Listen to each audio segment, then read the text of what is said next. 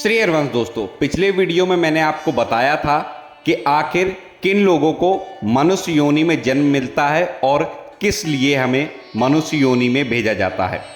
आज के वीडियो में मैं आपको बताने वाला हूं इस संसार का लक्षण क्या है, इसका आधार क्या है और इसका निर्माण आखिर किसने किया है। वीडियो पसंद आए तो लाइक करिएगा, चैनल पर नए हैं सब्सक्राइब कर लीजिए और कमेंट में जय श्री कृष्णा जरूर लिखिएगा। नारद जी ने अपने पिताजी ब्रह्मा जी से पूछा कि आप केवल मेरे ही नहीं सबके पिता, समस्त देवताओं से श्रेष्ठ एवं सृष्टि करता है। इस संसार का क्या लक्षण है, इसका आधार क्या है और इसका निर्माण आखिर किसने किया है। इसका प्रलय किसमें होता है, यह किसके अधीन है और वास्तव में यह क्या वस्तु है, आप इसका तत्व मुझे बतलाइए।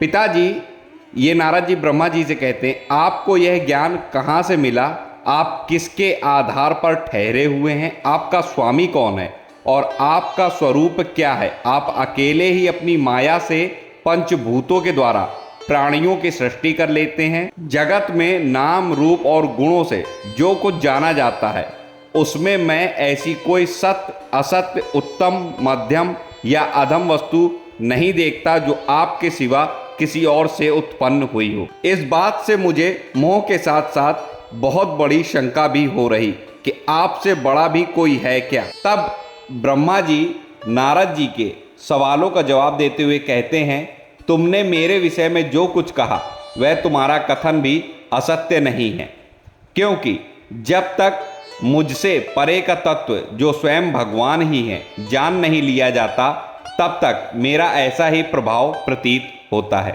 जैसे सूर्य, अग्नि, चंद्रमा, ग्रह, नक्षत्र और तारे उन्हीं के प्रकाश से प्रकाशित होकर जगत में प्रकाश फैलाते हैं, वैसे ही मैं भी उन्हीं स्वयं प्रकाश भगवान के चिन्मय प्रकाश से प्रकाशित होकर संसार को प्रकाशित कर रहा हूँ।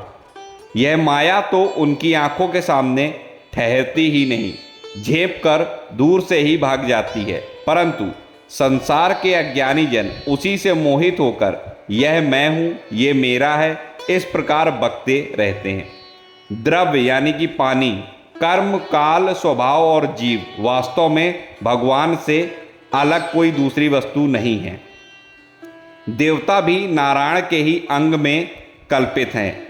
समस्त यज्ञ भी नारायण की ही प्रसन्नता के लिए किए जाते हैं। उनसे जिन लोकों की प्राप्ति होती वे भी नारायण में ही कल्पित हैं। सभी प्रकार के योग भी नारायण की ही प्राप्ति के लिए किए जाते हैं। सारी तपस्याएं नारायण की ओर ही ले जाने वाली हैं। ज्ञान के द्वारा भी नारायण ही जाने जाते हैं। समस्त साध्य और साधनों का पर्यवसान भगवान नारायण में ही है। उन्होंने ही मुझे बनाया है और उनकी दृष्टि से ही प्रेरित होकर मैं उनकी इच्छा के अनुसार सृष्टि की रचना करता हूँ। भगवान माया के गुणों से रहित एवं अनंत हैं। सृष्टि की स्थिति और प्रलय के लिए रजोगुण, सत्वगुण और तमोगुण, ये तीन गुण माया के द्वारा उनमें स्वीकार किए जाते हैं। ये ही तीनों गुण द्रव्य, ज्ञान और क्रिया का आश्रय लेकर मायातीत नित्य मुक्त पुरुष को ही माया में स्थित होने पर कार्य, कारण और कर्तापन के अभिमान से बांध लेते हैं। इंद्रियातीत भगवान गुणों के इन तीन आवरणों से अपने स्वरूप को भली भांति ढक लेते हैं, इसलिए लोग उनको जान नहीं पाते। सारे संसार में और मेरे भी एकमात्र स्वामी स्वयं नारायण श्री कृष्ण ही हैं।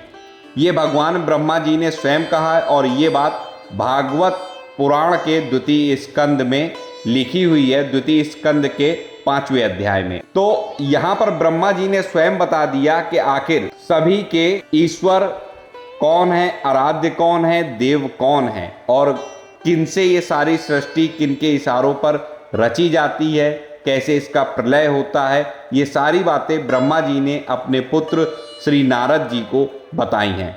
आशा करता हूँ वीडियो आपको पसंद आया होगा। वीडियो पसंद आया हो तो लाइक करिएगा, चैनल पर नए हैं सब्सक्राइब कर लीजिए, कमेंट में जय श्री कृष्णा जरूर लिखिएगा। मिलता हूँ अगले वीडियो में नई जानकारी के साथ, तब तक राधे राधे।